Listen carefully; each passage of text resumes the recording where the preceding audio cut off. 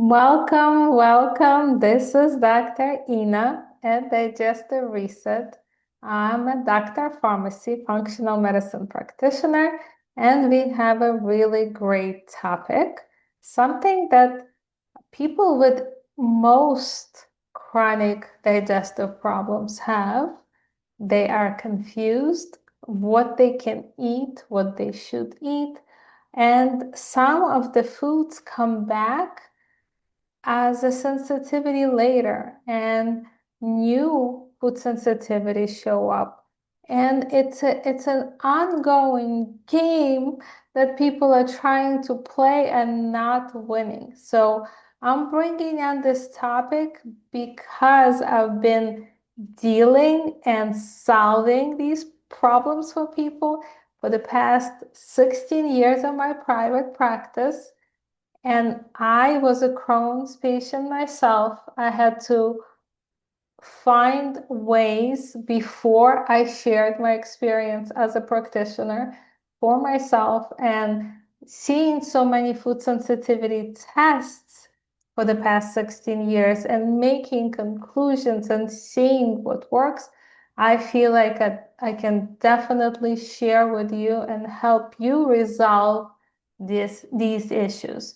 So let's look at the slides I prepared for you. And by the way, if you're interested, just make a comment on the page and under this video, and I will be happy to share the slides with you. And I have a lot of resources on my website, digestivereset.com, which has my two best-selling books available for a free download. All right, so let's talk about why your food sensitivities keep changing and what that actually means. If you ever said last year eggs were fine and now they're not, gluten was the problem until it wasn't. I feel like my body keeps betraying me. I want you to hear this clearly. Your body is not broken. Your food sensitivities are not random. They're messages just through the gut instead of messages you hear. After more than 15, now 16 years of my functional medicine practice, here's what I learned and what most people are never told. Food sensitivities change because your immune system and your gut environment are changing. A lot of factors, a lot of little details are going to affect it. Not because the food is an enemy, and many people are so afraid of eating. They develop disorders, they overeating, undereating, losing weight, afraid to eat because it will make them whether run to the bathroom. They can't truly work or live. I've been there, I know. So not because you need to keep eliminating forever, but we want to break this down. It's very important understanding and doing something about it. Not only understanding, not only staying in analysis paralysis, because we are given so much information on social media and in different groups. People are sharing their experiences, but their experience is not yours. So it's incredibly important to understand what's going on with you. So reasons are these. Your gut barrier isn't stable yet. When the gut lining is inflamed or overly permeable, which is another word for leaky gut, foods that should be harmless start triggering immune reactions. As inflammation improves or flares, the list of problem foods shift. Most of the time, it gets better. You start to being able to digest better. You start to have less reactivity, less food sensitivity to different foods. And it's amazing to see results of my clients when they address their leaky gut or gut barrier. And there are many different ways to address it. One of the simplest and most effective yet really underutilized, I believe, is amino acid L-glutamine that people are not using enough. For that, again, there's no individual advice that I'm giving here. But it's something to consider trying for most people. And again, work with your practitioner, find out if that's for you. And you might need other supplements or other foods or support with your leakiness. And that's why eliminating more and more foods does not fix the issue. People end up extremely restricted and they still don't feel well and they feel deprived. Deprived, and when you feel deprived, you're eventually gonna just start eating everything. And actually some foods should be eliminated, especially in the beginning of gut healing. There are certain foods that should be eliminated for everyone. Inflammatory foods, I go over that in my first two sessions of the program I have with my clients. Those are very important. And I talk about anti-inflammatory diet in one of my other videos. Please look there. So the problem isn't food, it's the terrain, right? It's the barrier. Number two is your immune system is adapting, not malfunctioning, not broken. Most food sensitivities are delayed immune responses, not true allergies. That's another misconception with food sensitivities. We think those are allergies. Allergies when you're having an histaminic response, right? You're a little swollen, you're itchy, it's a true reaction, and it's typically IgE reaction on the blood work that you see. Many food sensitivities are not IgE reactions, they're IgG reactions, and we have to look at the specific types of testing. Some food sensitivity labs would look for the fresh cells, some look in the bigger picture, IgG, IgM, other markers, but majority of food sensitivity tests are still looking at IgG response. That could also be tricky because a lot of people notice that what shows up is literally what they ate for breakfast, again, because they have a severe leaky gut, and that's what shows up. So you have to have a really experienced practitioner figure out your case when something like that shows up. So your delayed immune system response can be influenced by stress, sleep, nutrient deficiencies. Here we go, micronutrient testing, something I talk about a lot, and I really think it's important. Hormones, medications, infections. When those factors change, your reactions change too. It's not a failure, it's physiology. So improving these will yield a beautiful improvement with your food tolerances, food reactions, normal food sensitivities. Number three, your microbiome plays a huge role. That's probably not a surprise to you. Your gut bacteria helps teach your immune system what is safe. Antibiotics, illness, probiotics, diet changes, travel, or chronic stress can shift your microbiome, and suddenly foods you tolerated before feel inflammatory. And that's why testing is important. Checking what's going on with your microbiome through stool testing often, that matters way more than memorizing food lists and seeing what is exactly going on. I specifically love, there is the lab called GI Map, often GI Map with Zonulin add-on. Zonulin would be showing the results of leakiness in the gut. Number 4, stress can trigger food reactions even with the same foods. So people often can travel and eat the same food, and all of a sudden they're reacting without realizing that the travel itself was a very stressful event for them. And it surprises people. When your nervous system is stuck in survival mode, that's the next result.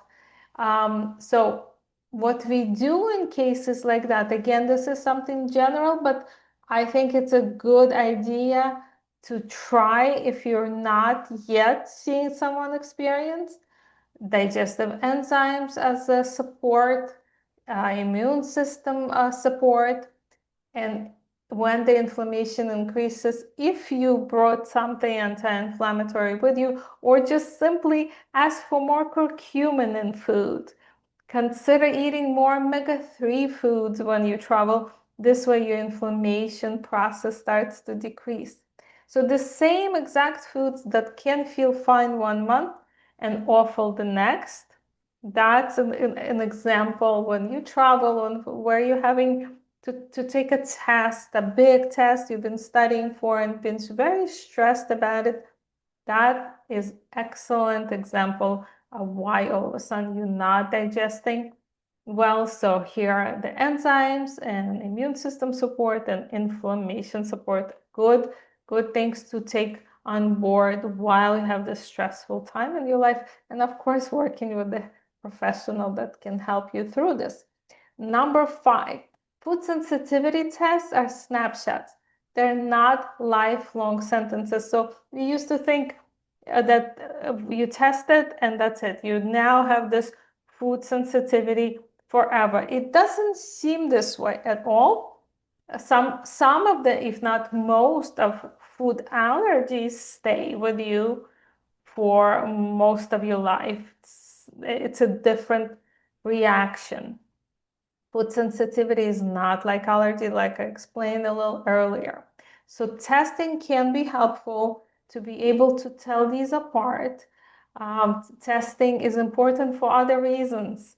And like I said, stool test is a great choice to see microbiome, to see even histaminic response done, that GI map test is a good thing to look. Am I having that type of reaction, or is it really food sensitivity? So without addressing root causes, people end up with retesting, eliminating more food, feeling confused, discouraged. Healing doesn't come from chasing numbers, it comes from restoring balance. And I don't need to tell you that you need to get decent amount of sleep and eat better and walk and drink a lot of clean water.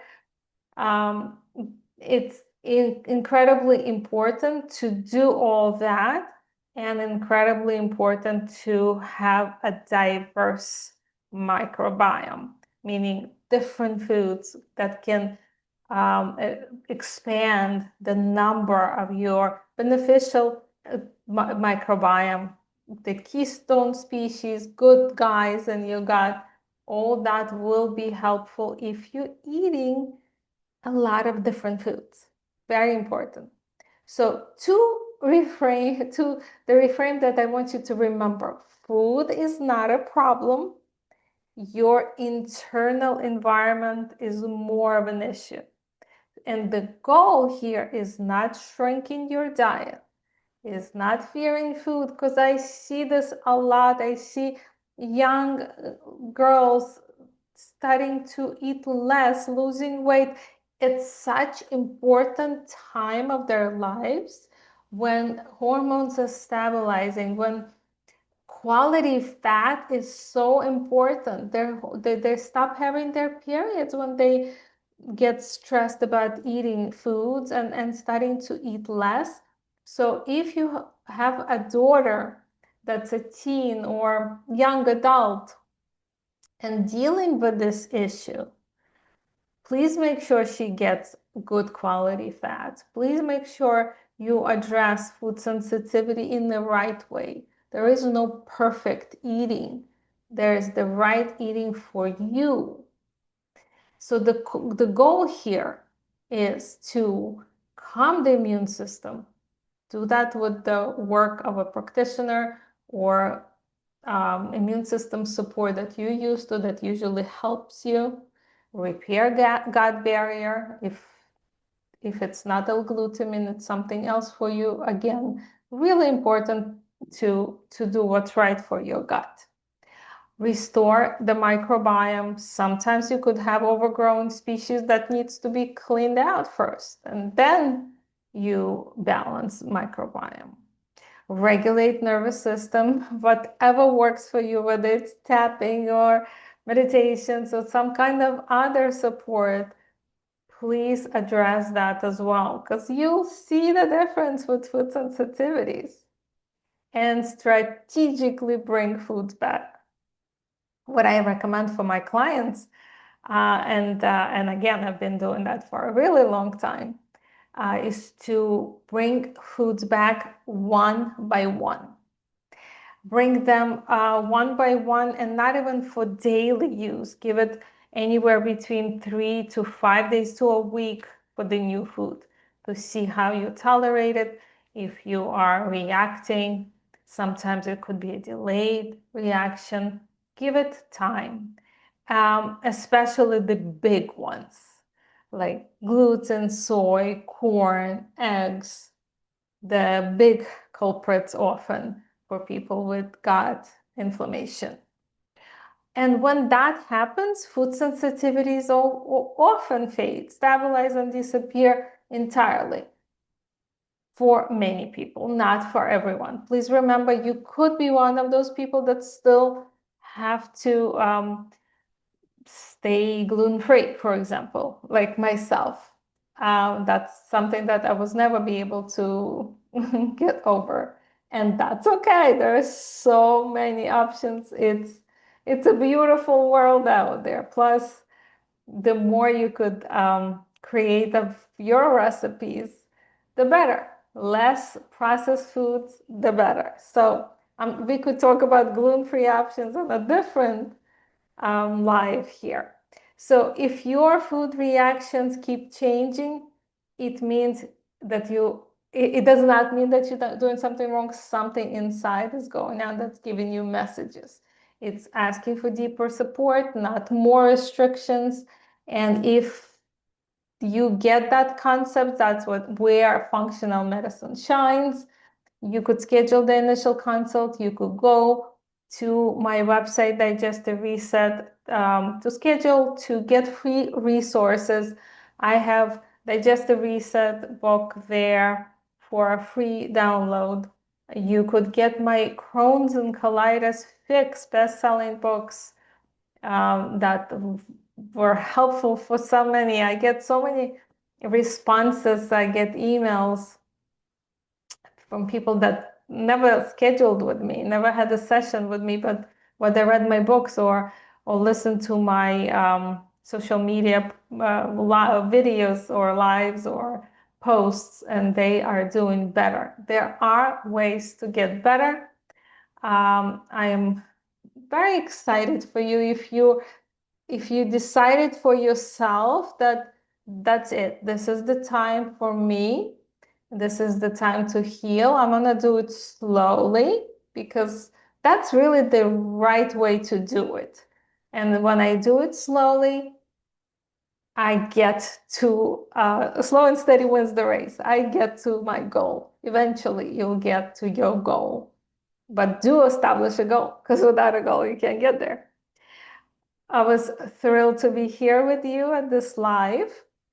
And I am planning to do these on Tuesdays at 7 p.m. Eastern Time. Please share topics you want me to talk about on the lives in the following few weeks. I have a lineup from people that asked me to talk about different topics, and I'm happy to talk about those on the next couple of weeks, but the following weeks are not yet ready. So I'm happy to hear your suggestions. And this was Dr. Ina at Digestive Reset and Melamed Institute, because I'm also training. And I will see you guys next week.